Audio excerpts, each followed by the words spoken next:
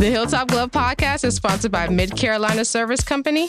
Mid Carolina Service Company is the first name to search for your residential or commercial HVAC needs in Lexington and surrounding areas.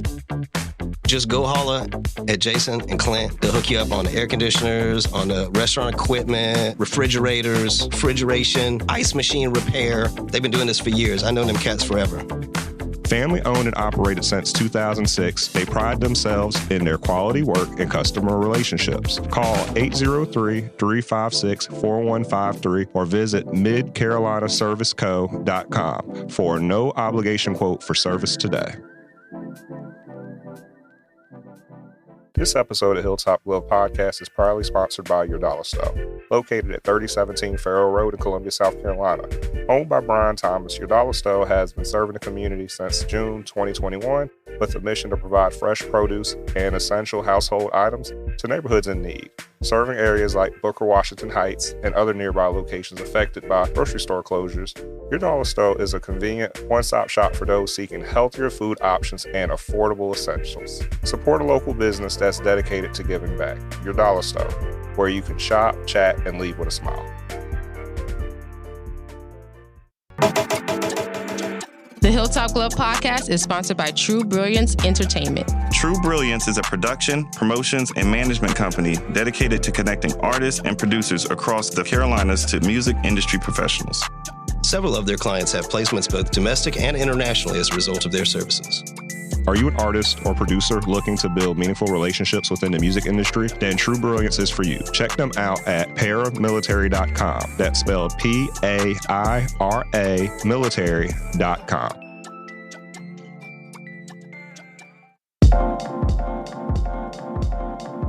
Welcome to the Hilltop Glove Podcast. Welcome to the Hilltop Glove Podcast. Welcome to the Hilltop Glove Podcast.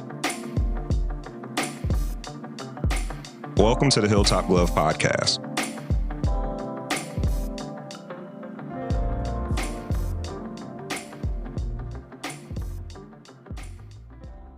The Hilltop Glove Podcast. Welcome back to the Hilltop Glove Podcast. Today we're speaking with Dominique Jett, or Jett, a talented content creator from Hartsville, South Carolina, now thriving in Columbia since 2017.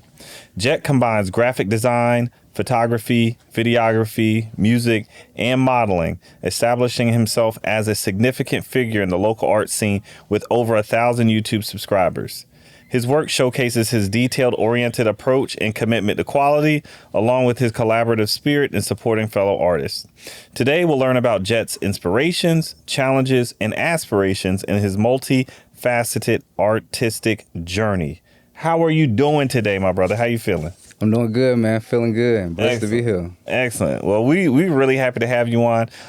We love to have on folks that are in the community that haven't gotten too big to the point where they don't want to see us no more. We like to try to talk to y'all early if we can. So one thing we always like to ask guests when they come on the show, and just to give you a quick understanding of if you haven't seen the episode, but we are focused around, it's a show for millennials with a hip hop styling.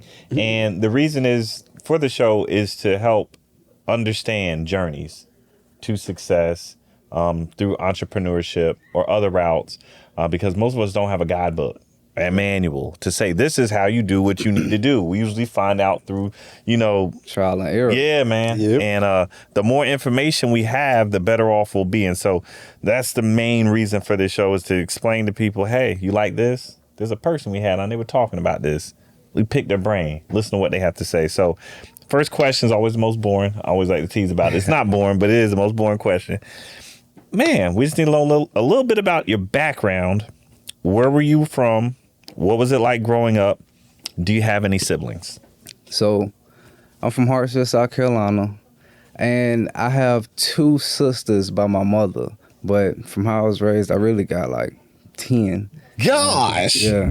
Gosh. All my cousins. Yeah. Wow. Yeah. Those are y'all raised together. The sisters, yeah. Yep. And that's how I was. And shoot, I say growing up, it ain't never been the easiest, you know what I'm saying? Yeah. We don't got it all. Nobody had it all coming up in our neighborhood. So you got to make the best of what you got, for real. True. And I feel like that's what I succeeded at, making the best of what I had always. I ain't have everything, but I got 2 sisters and a bunch of cousins that's gonna help me figure it out and how we gonna make it happen. Cool. And where are you at in that lineup? Are you the oldest, middle, or the youngest? I'm really one of the youngest. Like, growing up, I was the second the youngest. Wow. Everybody doorstep. And my little cousin, I call him my little brother. He's 4 years younger than me, and I'm the next one above him. Whoa. And it's probably 8 above me. Good Lord, so there's some gap. Yeah. Okay. Nah, I ain't even gonna say gals. Everybody else doorstep. So your oldest sister, how what's the difference in age of you and your oldest sister? I want to say I just turned 30. I'll be 31 this year, actually, in a couple weeks.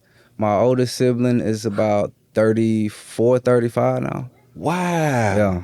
All right, so y'all actually had a chance to be around each other, actually grow with each other, not like no 13, 15-year gap. Nah, we was all in school together. I'm telling you. It was, if I had a problem with a guy, I'm calling my older brother. Yeah. If I had a problem with a girl, I'm calling all my sisters. I was about to say, I know they weren't playing no games. I knew they were playing the games. All right, so that's an interesting way to grow up, because for a lot of folks, and I understand where you're coming from, like with a big family, actually having your cousins around, having multiple brothers and sisters. And I know with Skip and I, we grew up in an interesting situation where it was us, we were 6 of us guys in the house, and then we had our cousins, and we were all in one area.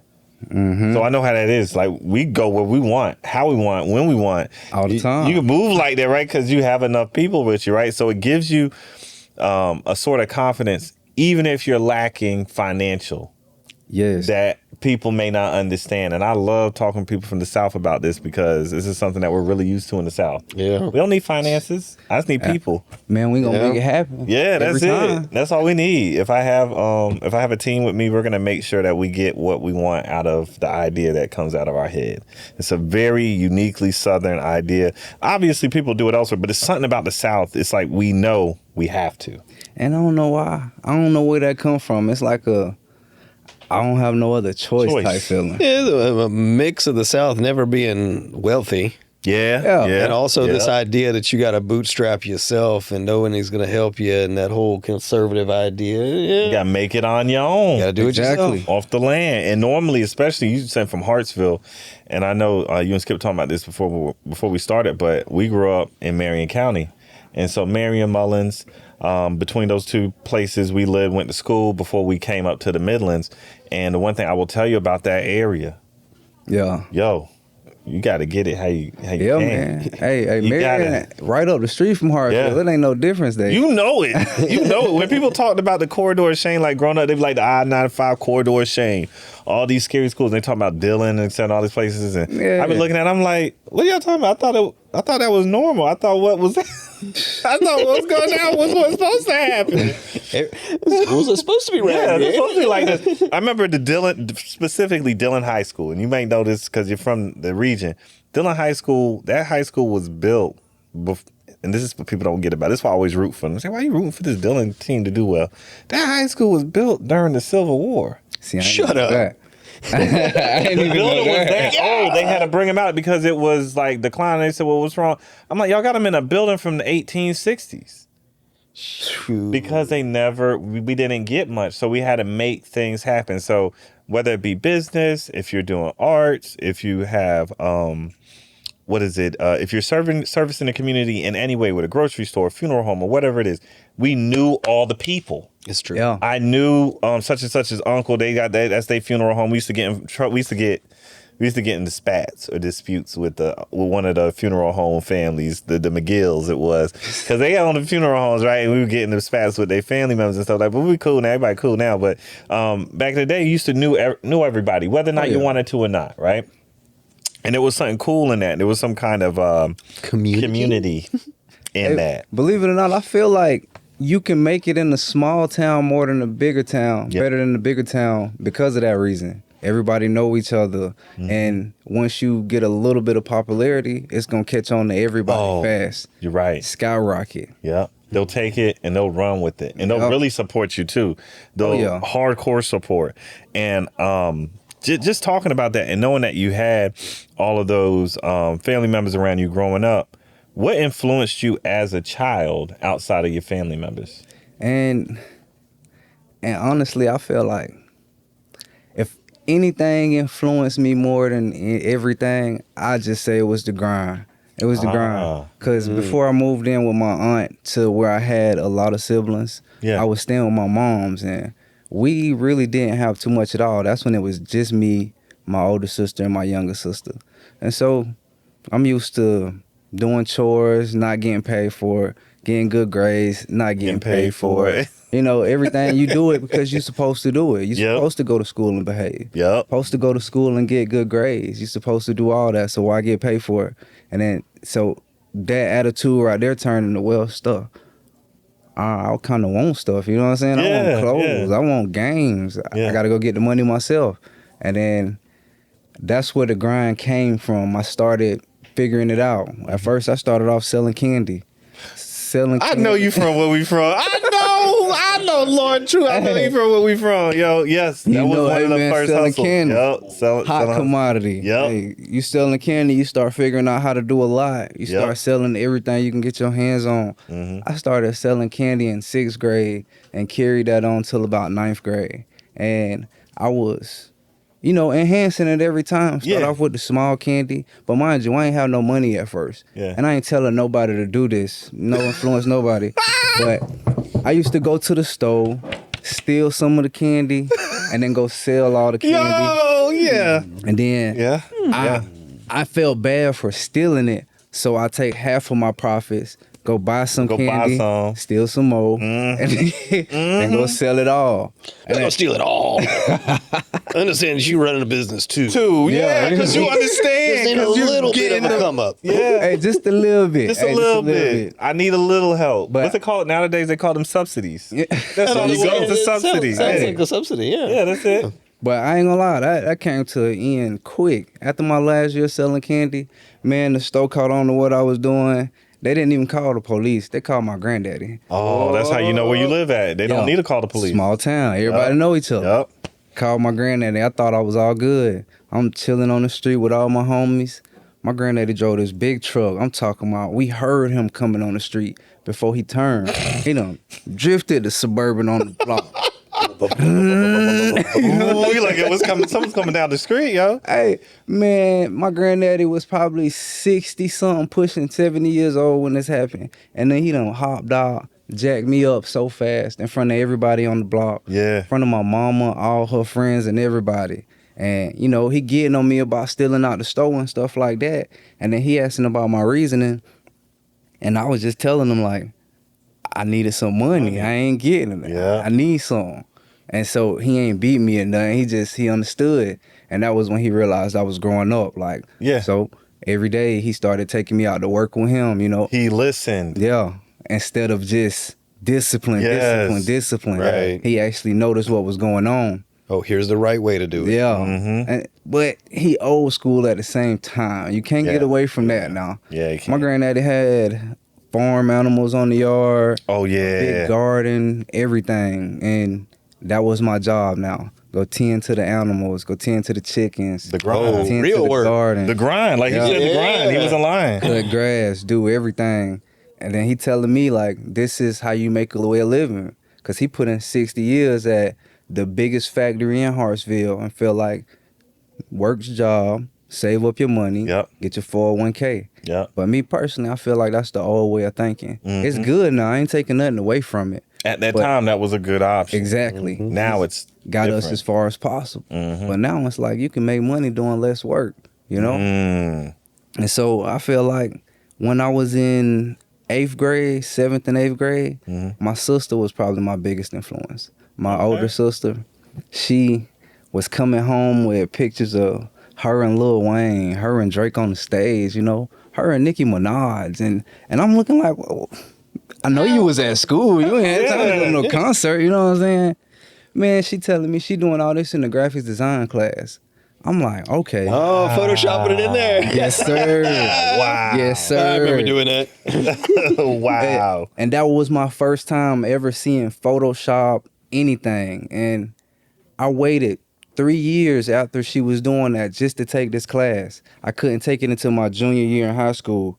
And It was stuck in there. You knew. Stuck. You knew I'm gonna do Yes. this. Man, once I got in that class, I started running. There was no more selling candy. Every project we had in that classroom, I was figuring out how to make money off of it. As far as smart. photography, videography. Yeah. I'm charging for photo shoots. We got a studio in the classroom. I'm charging to record people music.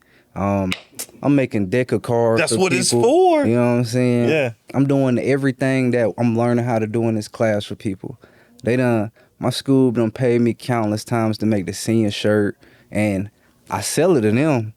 And then I also posted and sell the shirt custom made to everybody else at campus to get double money. Dog, you know different. what I'm Dog, you different. You different, bro. You different. Hey. But that's what they were. That's what the people don't realize. And I know in education they don't always talk about this, but those classes and the reason why they're so vital and people talk about they're like cutting programs like that, which is stupid, is because they're there for that. They're supposed to be direct learn to application. Exactly. Literally, Photoshop class is how I started my career in high Yep. school. That's why it's so funny. That's That's exactly how I started. Commercial design. Yep. That's it. Man, I'm telling you, man, that class right there changed my life.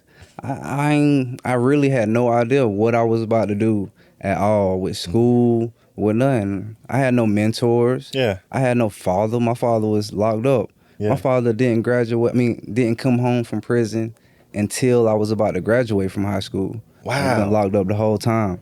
So I had nobody really just showing me this is how you do it other than that moment with my granddaddy. Mm-hmm. Everything else is just, I thought about it. Let me try, see if it worked. If it don't work, I'm on to the next. Think about it. Do it again. And shoot, I just been moving since there. Do you have any point that you can hammer down that you're like, you know what? It was at this point that I realized, because I know we talked about the issue, what occurred with your grandfather, and of course you're learning to grind and to do the hard work, because obviously everything's not, I always tell people everything's not appealing. It's not always sexy. You just got to really sometimes just work. People ain't going to pay you to do the fun jobs. No. I tell kids that all the time. Preach, because like what you're talking about right now, and Mike can speak to this, yeah, it's cool sounding, but I'm not gonna lie, I don't know goddamn thing about no damn Photoshop. That look hard as hell. I don't even know how the heck y'all do what you do on it. And that's the thing with the fun jobs is you can get a fun job, but it's got to be something that other people can't do and they need done. Yeah. Like how much time did you have to take to learn, first of all, to hone that skill? Honestly, I would say it would take the average person every year of high school, because we only in that classroom for 2 hours a day. That's the point, yeah. Now, but me, when I like something and I take an interest in it, I'm overtime on it.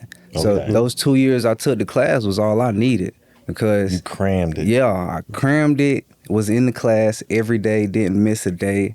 And then when I'm doing the projects, I'm taking it outside of school to figure out how can I sell it multiple ways. Okay. So it's like, for me, I was teaching myself at the same time I'm learning it. Well, and you learn that workflow too then. Yeah. That's the big thing about it, is like learning software is one thing. Anybody can learn software. But then like, okay, now what do you do with it? How do you actually make that into you got to do it. You got to do it. Like you know, around the time we learned Photoshop, especially you learning Photoshop before me, that was a hot commodity. Nobody knew how to do Photoshop. Nobody was majoring photography, videography. So when we learned it, it was a special skill. It could take you far. And then back then we was told, oh, you learn this skill, you're going to be well in the future. You know, everybody going to need you for what they do. And then nowadays, everybody's a graphic designer. Everybody's a photographer. You can go buy you a camera and you feel like, oh, I can go get paid for taking photography now without studying the camera. You know what I'm saying? Or you can... Graphic designers on Instagram are the worst people. Go ahead, tell the truth. I was like, you think about it like, should I just throw it out there for you? You ain't even got to do a whole lot at all. You just type in some things and Canva will throw it out there. I'm telling you, man, graphic designers are harassers on Instagram. They jump in your DM. Hey, man, I like this picture of you. I could see it painted like a 10 by 20. You should let me paint it for you. Yeah, go ahead, bro. You think of me like that? Yeah. Go ahead, do it. All right. Yeah, that'd be like $3,500, bro. Yeah. Wow. They're doing that? Man, graphics designers is ridiculous on Instagram. Yeah. Like he said, Canva can do it all. So to get a good graphics designer now, you have to physically know somebody, or you just gonna be dealing with them people who trying to just get paid, hustle, without using without knowing the craft. They just using a bunch of apps. Oh, that's interesting. And I mean, you jumped right into this question basically, but like the reason why arts matter, right? Basically, you're explaining right now, just right into the question, but you're explaining the importance of actually knowing the skill, the craft that you're doing, so you can deliver a service that is worth the money that's being paid.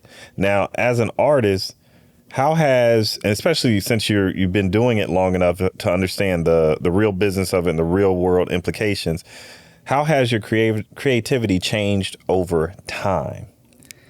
Well, the photography, the graphic design, and video side has definitely slowed down. But it's only slowed down because I'm trying to incorporate everything I do into one project now. I've spent majority of my 20s doing everything. Weddings, events, parties, graphics design, and I noticed I got a lot of talents, but balancing them, it gets boring trying to focus on one. Okay. So, because I actually like to use them all. Mm-hmm. So I try to figure out how to put them all in one thing, and I'm a part of an organization. Mm-hmm. The organization is filled of a bunch of talented individuals, from dancers, financial experts, artists, cameraman, videographers, and we go give back to the community by showing everybody there's different ways that you can blow up. There's different ways you can be an entrepreneur, different ways you can be successful. Mm-hmm. And I feel like my biggest thing is trying to incorporate that into one, just to give back to the community. Mm-hmm. That's the only reason why I moved to Columbia. I was going to ask you about the move, and before you get into the move, what's the name of the organization, if you don't mind divulging? Well, my organization is called the Jett Life Foundation. Okay. I give back to the community with education and just community building and just motivation. Yeah. Just motivation as a whole. Yeah. And the organization full of creatives is called the Poor Rich Collective. Oh, yeah. Poor Rich Collective. Okay. Both of them is based out of Columbia, South Carolina. Okay. And then why did you move here from Hartsville?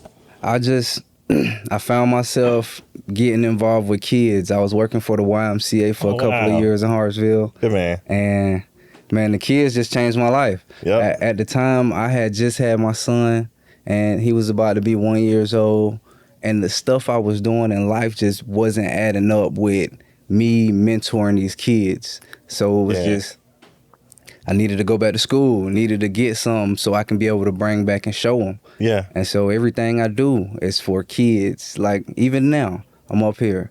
That's dope. I coach a 9-year-old soccer team.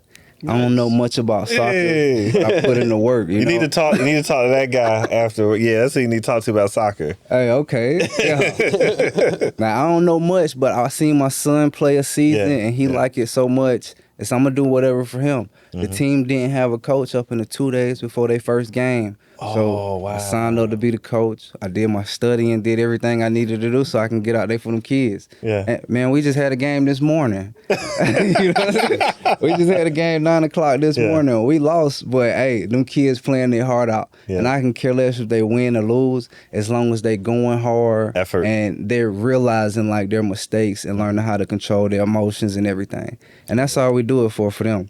Like, we're going to show the kids everything as far as our creative skills, so they just know a factory job ain't the only thing that's out there for you. You know what I'm saying? Man, I like that you said that. This is one of the little threads that's going through the interviews today. But knowing what your options are, and knowing that you do have worth, because especially for children, I'm happy you're talking about kids.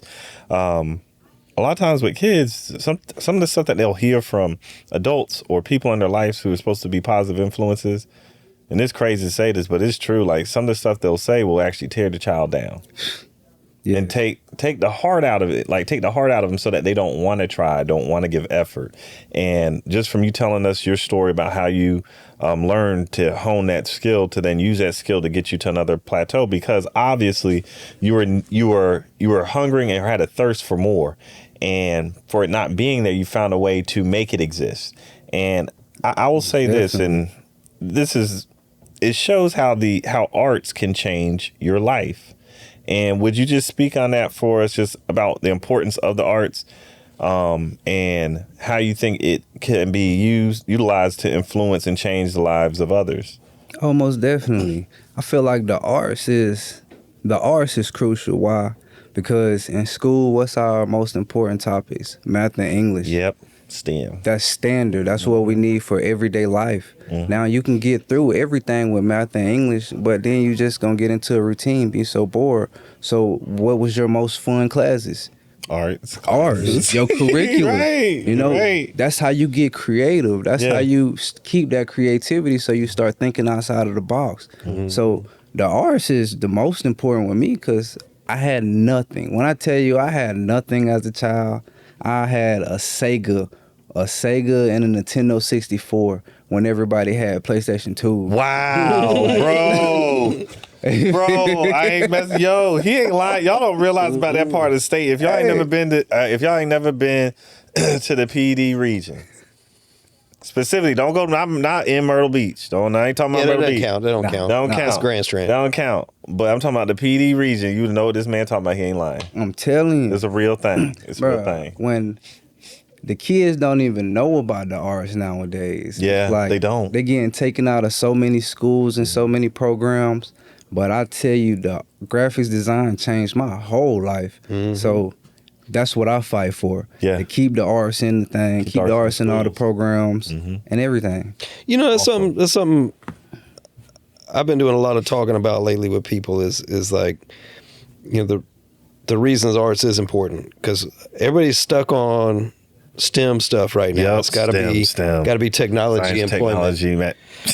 Yeah. Exasperated breath in the back of the room. Yeah, but and it's true. Everything is technology, and we use technology in the arts and all of that. But art, music, literature, all of the types of arts is really how we talk about that other stuff. It's too complicated to just, like, even if you think about poetry, it's because I can't just write it down in prose, because it's not gonna do it. Yeah, it's not gonna do it for right. me. Yeah. So I don't know, man. I feel like the more we take that out, the more we're not really helping the youth at all. And it's more than it just being a fun class. It's you gotta get your mind going in that direction. You know, it's problem solving. Yeah, it is. Thinking outside the box. That's what you keep talking about. Like, I keep hearing you saying this. I'm like, I ain't think about it like that. It's the problem solving that comes along with arts is amazing. Oh yeah, and it teaches you in a fun way. And like, even for you, you're like, man, I gotta sell this. I don't gotta go to the store and take this candy from them no more. I got a skill now. I know I can go out here. What do you need made? What do you need done? I got you right here. Come over here. I can get you that. And then now you done solved the problem. You learned a skill and you solve somebody else's problem. Exactly. Even when you talk about regular sports as art. Yeah. It teaches team building, problem solving, teamwork, sportsmanship. We need that because it gets you creative. It teaches kids how to handle adversity, you know? And when you can't handle adversity, you end up in some situations you can't pull yourself out of. That's true. Great point. Man, that's solid, man. That's great, man. Great way to put it, bro. Great way to put it. How's your art changed? Yeah. Tom? My art, now I'm more so on the business side of things. Like, I think of ideas, how can I incorporate all my friends and their talents instead of just my own? I went from a photographer, I sat the camera down for a second and tried acting and modeling for a while. And I've been real successful in all of these. I'm published model in magazines, fashion shows. I'm been acting in movies that's gonna be on Prime this month. Yo, shout them out. Let us know. Make sure people check them out. The movie is actually called My Crazy Family. It's directed and produced by Lisa Koneski. Okay. She's a Lamar, South Carolina native at that. But she's in Columbia, South Carolina as well. And dealing with Miss Lisa, I'm not even going to lie to you, she done gave me some major connections. I've connected with some people in Chicago that are famous now. I've filmed for Clifton Powell, you know. Shut up. Yeah, everybody know Clifton Powell. Pinky Out Friday. Yeah. Who else? Clifton Powell was in the movie. Some people from The Baby, his camp was in the movie. Miss Lisa's daughter, Monet Koneski, she's actually in that movie as well. And that was a couple years ago. That's actually out now. Okay. I forget the name of it, honestly. We done did so much by now. But you can shoot us to us on the back channel, and we'll make sure to promote it. Yeah, we'll promote it, because then we'll also make sure we check it out. Okay, yes, okay. Sir. I got you. Yes, sir. Definitely get that to y'all. But, man, we've been doing so much. I produced a web series called The Group Chat. Mm-hmm. We had that running for about a year. We started it in COVID and stopped it right after COVID. We tried to bring it back out for about 2 episodes, but we needed more hands on deck to finish the project. So my creative skills and my creative vision constantly changes with the times. Mm. And I like how you said this earlier, and you're honest about it. I always like when people say they are who they say they are. You said you wanted to make sure you could use all of your talents and skills at once, as opposed to just having to focus on one thing at a time. Yes. And by doing what you're doing, I see how you're making it happen. Mm-hmm. You're making sure that you're getting to use all of your skills in one single production, so that you can get the most out of it, maximum output. Like with our group chat show, I filmed it, but I had all my guys with me to help direct it, and I had some guys appointed for community outreach. But as far as putting it together, I edit all the videos, do all the photo shoots and stuff like that. Dang. But like you guys are saying, it gets too time consuming to be doing that back to back without having a major team. And everybody's not good at Photoshop and video production. You got to No, we are. The people that know how to do it, it's a skill that you have to share. Yes. Yep, has to be shared.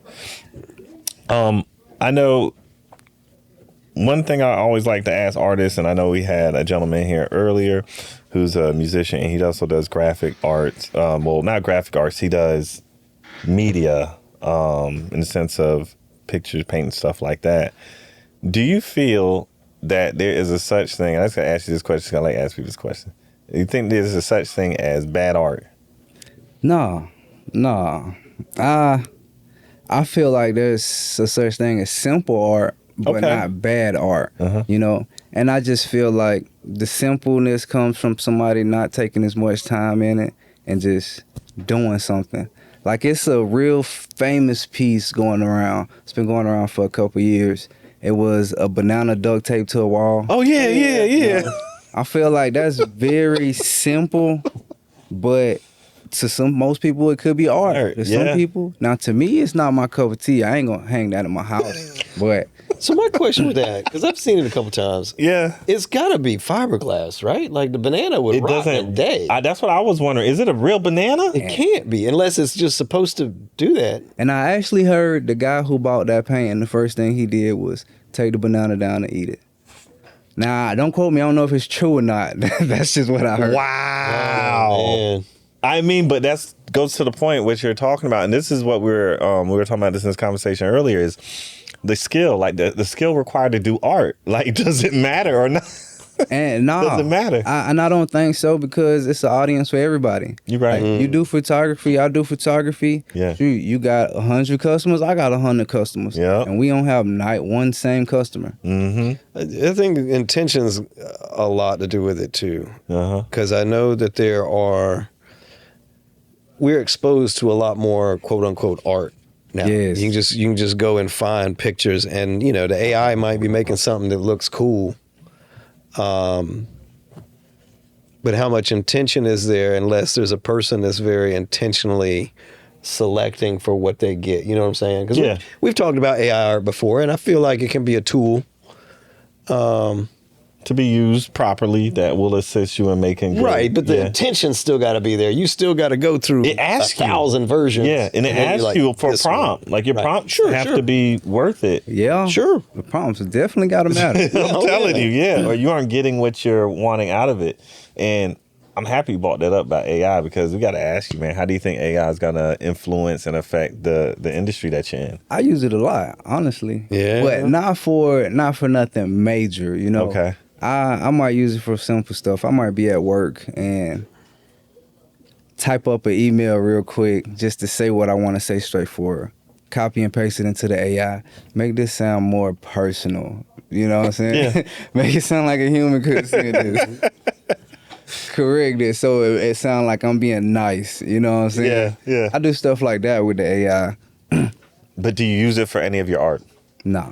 Not yet. You ain't to that point yet. Go ahead and tell little people in that camera, no, you ain't using it yet for the art. I got to do my own art, man. AI can't do what I do. There you go. Because here's my thing. The human aspect of art is one of the things that makes it attractive, that makes it worth being considered culture and consumable. Exactly. Yep. Like, how can you consume it from a computer and call it yours? And I like how you said, and Tamaya's agreeing with her head nod, but I like that you said, you didn't call it bad art, but you said simple art and non-simple art, like something that you actually have to put effort, work into. You got to show your skill. Because one of the things that got me last year, it was like threw me off. Tyler Perry was supposed to build a studio, an addition, add on to the studio, like $8 million. Yeah. That the AI technology that can make the movies and the video was coming out. He immediately scrapped that idea to wait for that to develop, to buy more computers, to just use that to make the art. And I was like, but I haven't seen any of the stuff that's come out yet, because obviously that was in the works, right? But I was just like, all right, that's a major move, because that was $8 million he was getting ready to put in as an add-on. Well, what's $8 million in a studio, though? That's my point. He was just going to build another soundstage. But does $8 million invested into production mean that's a good movie, or that's just the high budget? Just my point. True. Yeah. See what I'm saying? So, well, and when you talking about a studio, yeah, shoot, that's a capital good. You expect him to make that money back. And that's what I was thinking. Did he not have faith that it would pay out? And instead, he's like, I'm gonna put my faith in this AI, because I think the AI can make a comparable product. See, I'm interested to see like what we're talking about, because a little bit of how the sausage is made. We might use a little bit of AI for some editing. It is a thing. But I couldn't imagine doing a movie like that. Yeah. Switching between camera 1 and camera 2 is a little different. Yeah. Yeah, and aspect ratio on the AI is a little bit different too. But exactly. A whole movie? Yeah, they're looking to use it, especially for any background fill-in people, to have certain camera shots, especially ones like when you're coming past. Hey man. Hey, that's like when you're coming in from a distance, and instead of paying to actually have somebody fly, huge computer generated budget or a drone. Because you remember, I'm gonna say this too. Growing up, we didn't have a lot of. I remember when this was new, and they moved away from a lot of stunts, and they went to CGI. Oh, yeah. And you remember how it took us time to catch it, because at first you're like, all right, this does look weird. You can tell CGI, I can tell it's fake. It worked good in space. Yep. As long as you couldn't see nothing behind me. Wow. Wait, why can I see through it? I mean, think about it. Even Star Wars was doing this like in the 70s. Yeah. But they were still doing models. Yes. Yeah. Lots of models, because you had to do models and shoot. And so I remember watching that growing up. I was like, man, we're not going to really be doing that. And I saw it get better. I was like, oh, okay, it's actually kind of good. Green screens. Kind of good. You know this. Just what you do. When they switched from blue to green. It was all right, yo, this is kind of dope. Oh, they're not fuzzy no more. Eventually, I'm expecting that it will catch up to the point where it can be used. But that human aspect is still very important. How you decide to shoot it, the motion in the camera, like the whole idea that Spike Lee has a shot named after him because he figured out how to put a card on and use it a certain way. AI's not going to do that. Nah, you ain't going to get a shot named Nah, you ain't AI. getting that shot like that. That's just a computerized shot. You see what I'm saying? So like, I don't think that's something that we'll lose. But with that being said, especially as things are changing, do you think that you're going to have to pivot or change the way in which you produce your work in order to stay relevant? And nah, because I feel like the way I do things, I'm real creative. I'm good on thinking of ideas on the fly as far as keeping my day-to-day straight so I can be creative. And I adapt with the times every day. I can use AI to help me out and assist me a little bit. Yeah. But as far as in the future, unless everybody is relying on AI to do the thing, nah, I don't have to. Shoot, even if everybody's relying on AI, then all of a sudden you a niche business. Yeah, you feel me? Yeah, you stay where you at now. I don't feel like I ever have to just 100% rely on it.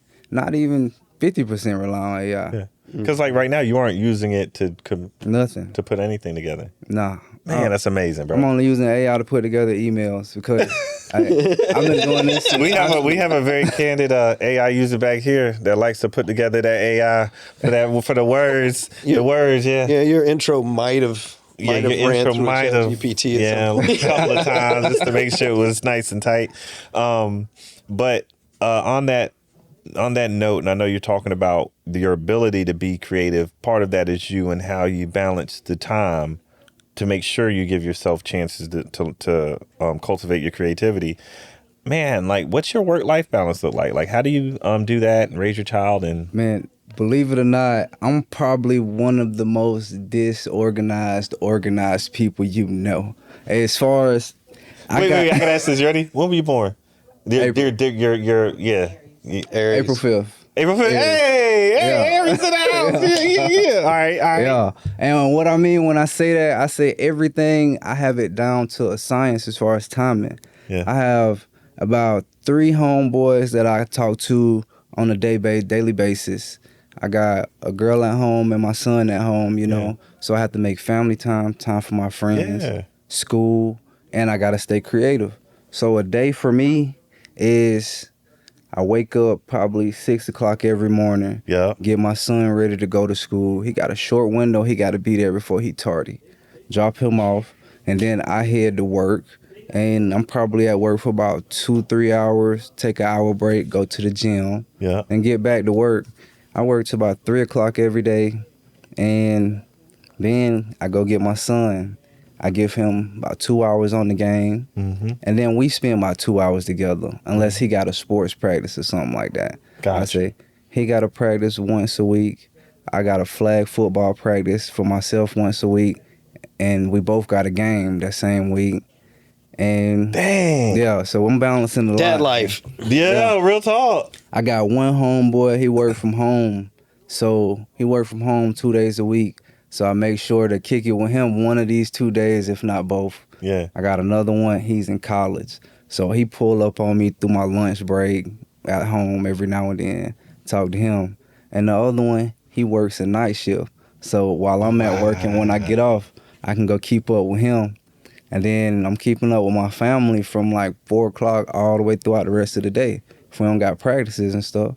So it gives me time for the gym, family time, friends time, staying creative. Because right now, my professional life, I'm a quality improvement specialist for the state of South Carolina.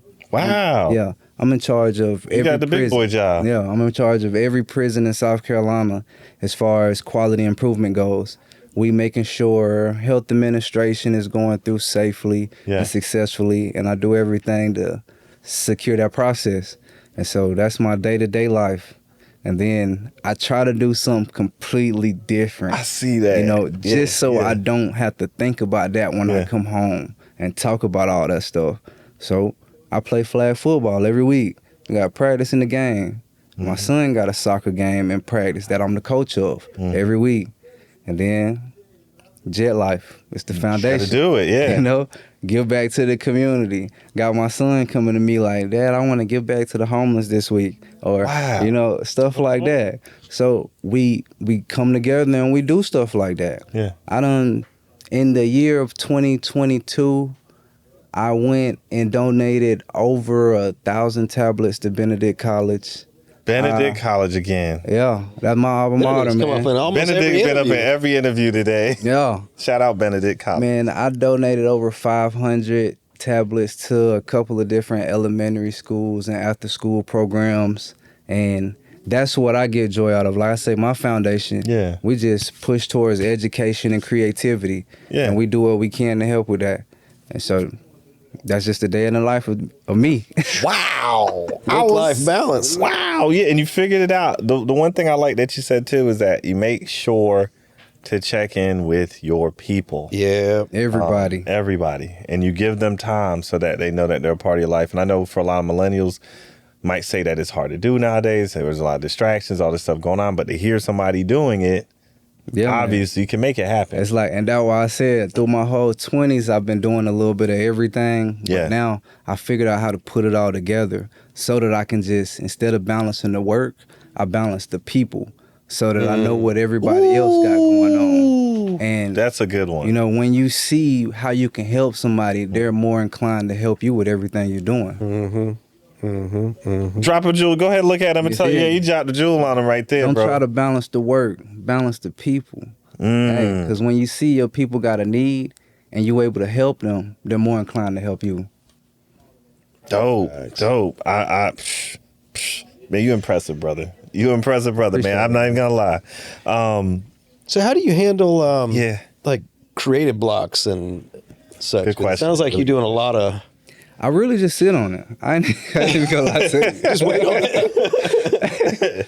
Hey, I just sit on it. Like I make music, but I don't make music all the time. I don't want to blow up as no rapper, no artist, or none of that. But I like making music. It makes me feel good, you know. Yeah. But I can only make music when I'm in the mood to, you understand? I might go months without making a song and then go make it.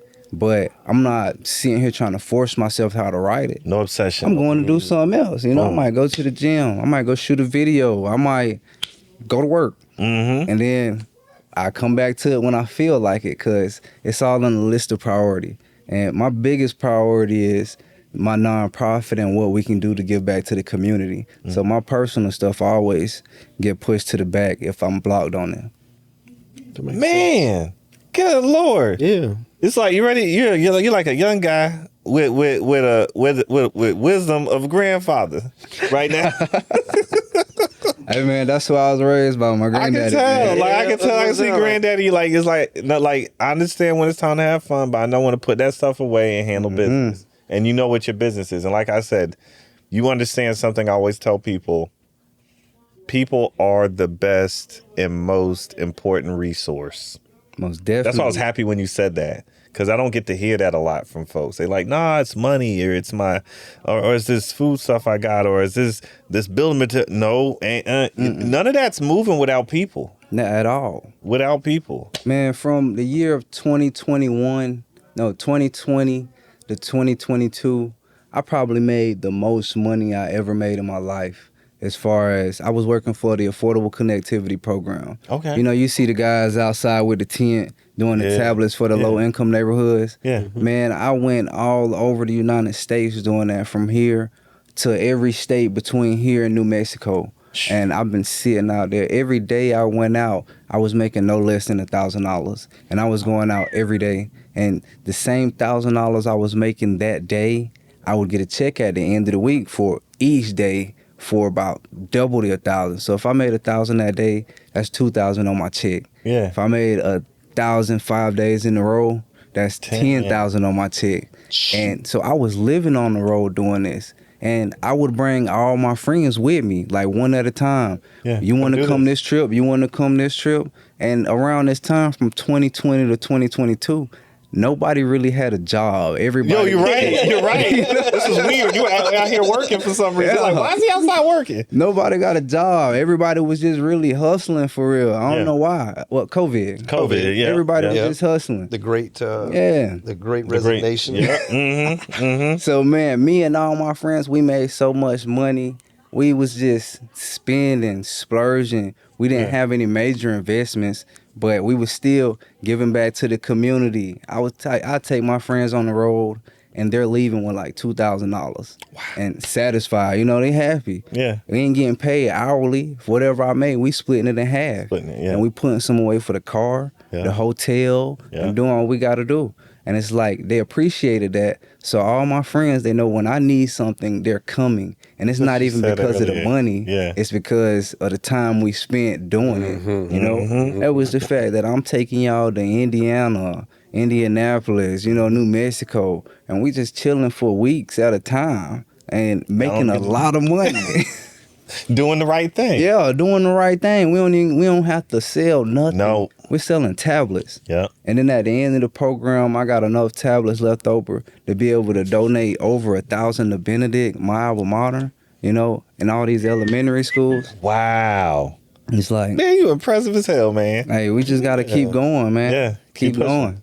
Man, Yeah. all right. I know we got to wrap, but before we wrap up, if you could make sure, look at that camera there, let people know what you got going on, anything upcoming, how to contact you, and how to solicit you for services. Okay.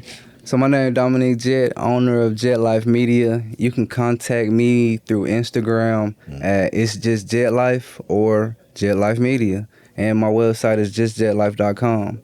My upcoming projects is we have a movie dropping the Prime called My Crazy Family. We're working on the part 2 to the movie now. You should see it within the next year or 2 years to Prime. And my projects right now is, you gotta wait for that. I'm just focused on the foundation. We got something big coming for the foundation. Awesome. And I guarantee you it's gonna turn the whole community around. You just gotta wait on that. That's what's up. I can tell y'all about it a little bit off camera, but I don't want to spare too much. Yeah, we get it off camera. Man, I'm going to tell you like this, man. It's always nice to speak to people in the community that are doing things. I always love when people come from someplace else to the community and they don't just exploit the community, but they give back to it. That's why I keep saying you're very impressive, because for a lot of people, that's not why you do it. You go to somewhere else to exploit resources, right? Yeah. But for what you're doing, man, amazing, phenomenal work. But for the Hilltop Glove podcast, this is DJ and what? I'm Mike. Tamaya. Skip. Special guest in the back. Big Foxworth. Yeah, my man Foxworth in the house. Yo, he also has an awesome podcast. Y'all gotta check it out. I got 2. You got 2. 4.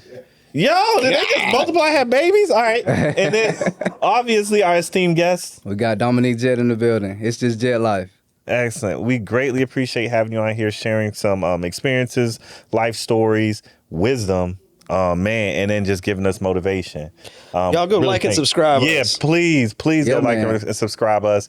Make sure that you check us out on all the...